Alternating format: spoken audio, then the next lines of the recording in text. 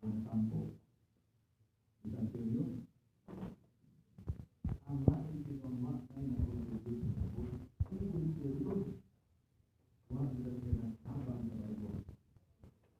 Ang magutan na Bible, nanong nakaman kay printed Bible. Kanilang to,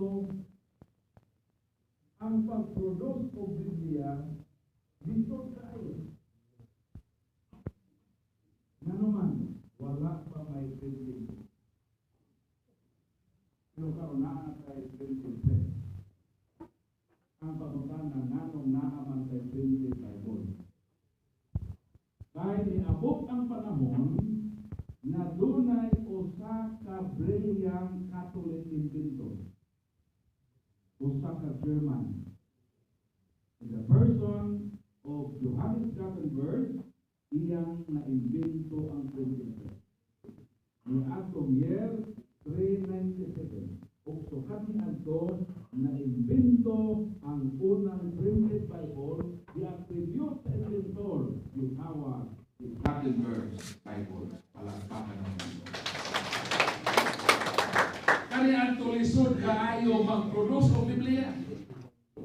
Pananglitan, si Constantine the Great nag-request sa simbahang Katoliko na mag-produce o 50 na kopya sa Biblia. In response, kung sa may gimo sa atong simbahan, mga prinsip sa katon. Nagsabot ang Roman Empire, pinaagi ni Constantine, o ang simbahan na ang gobyerno ang mag-provide o materials.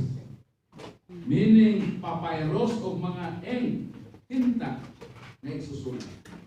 O ang simbahan, mao ang mo-provide sa mga itawag scribe, mga batid na magsusulat.